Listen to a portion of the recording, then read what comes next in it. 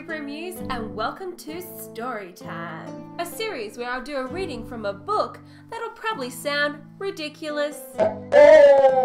Today's premiere begins with Jurassic Park by Michael Crichton. Why do this series, I hear you ask? Well, as a book lover myself, I believe it's the first chapter or that prologue that really gets the reader's interest. If the way the writer tells a story isn't intriguing or mysterious or descriptive or even shocking enough, the reader's lost. It's especially true for the first book in any series. The other books that follow it can actually ride on the coattails of the first one, and most avid readers or committed book lovers will finish a series purely out of sense of duty or consistency. I'm one of those people that have to finish a movie or a book series even if I hate it. I still want to know what happens even though I may not like the way the story's written or any of the characters. Doesn't mean that I've gone and bought the books, it means that I've gone and hired them out, because why waste money on a series that I'll never read again? I actually received Jurassic Park and Jurassic World in the Geek Fuel box for June, so I haven't actually read these before and I don't remember the movies at all really. I remember the part where the kids are in the car and the T-Rex is coming, the guy in the toilet, and the kids again when they're in the kitchen. That's all I remember from the movie, and I only saw it maybe once or twice when I was a little one. So reading this book for me is actually going to be a real experience. Hopefully the prologue that I read today hooks both you and me into reading the entire book and enjoying it. Since I think it's that first chapter or that prologue, I'm actually just going to read the first page and a half. If that doesn't get you interested in reading the book yourself, then you'll probably be the people who go watch the movie and call it even. To be honest, if this book can't grab my interest either, that's what I'm going to do. Let's start. Prologue, The Bite of the Raptor. The tropical rain fell in drenching sheets, hammering down the corrugated roof of the clinic building, roaring down the metal gutters, splashing on the ground in a torrent. Roberta Carter sighed and stared out the window. From the clinic, she could hardly see the beach or the ocean beyond, cloaked in a low fog. This wasn't what she had expected when she had come to the fishing village of Baja Anasco, on the west coast of Costa Rica, to spend 2 months as a visiting physician.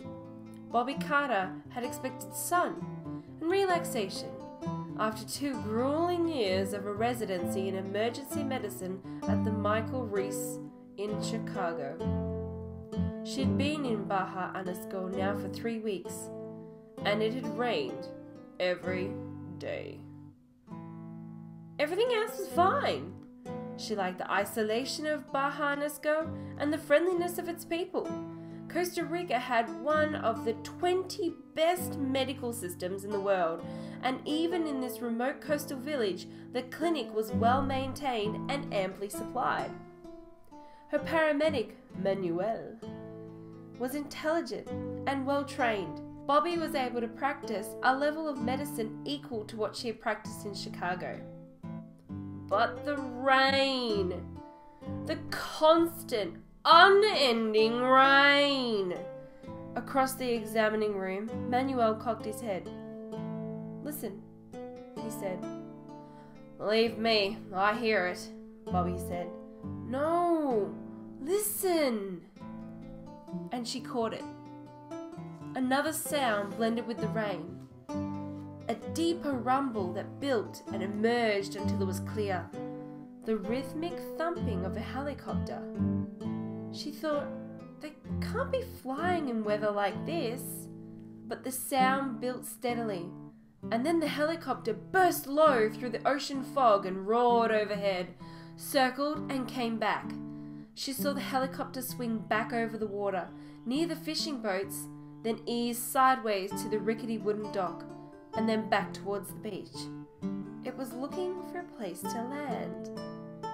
It was a big Sikorsky, with a blue stripe on the side and the words "In Gen Construction. That was the name of the construction company building a new resort on one of the offshore islands. The resort was said to be spectacular and very complicated. Many of the local people were employed in the construction, which had been going on for more than 2 years. Bobby could imagine it. One of those huge American resorts with swimming pools and tennis courts where guests would play and drink their daiquiris without having any of contact with the real life of the country. Bobby wondered what was so urgent on the island that the helicopter would fly in this weather.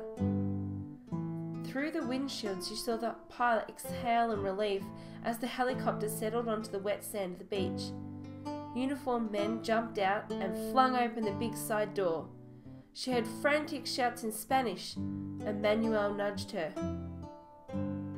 They were calling for a doctor. So, what did you think? Was it intriguing enough? Was it mysterious? Did it leave you with lots of questions? Since I saw that movie so long ago, not that I'm old, mind you, I can't remember whether there was even a prologue in the movie and whether this actually happened. I don't know if this Dr. Carter actually plays a larger role in the movie later on, because I don't remember any of the characters. So to be honest, I'm actually more excited to read the book than I am to go see the movie. So I'm probably going to read this and enjoy it. Like I said, I think the book will be way more interesting. They usually are, aren't they? So let me know down in the comments what you think. Is this book interesting to you? Have you actually read it before? Did you enjoy it? Is Dr. Carter involved in the plot? No, she's not. Well, I don't think she is. Let me know. Also, let me know if you think the reading was any good.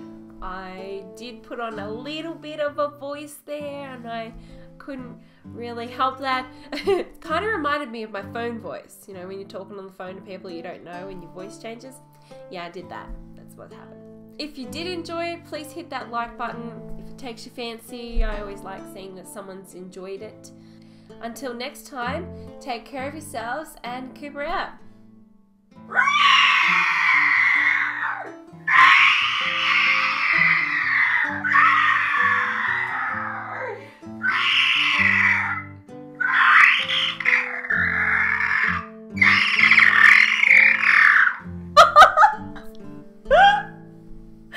Oh my god, that was ridiculous. I just thought you might like to see me being a raptor. That was really weird. Okay. Oh my god! To get this one as my very first Funko Pop, oh,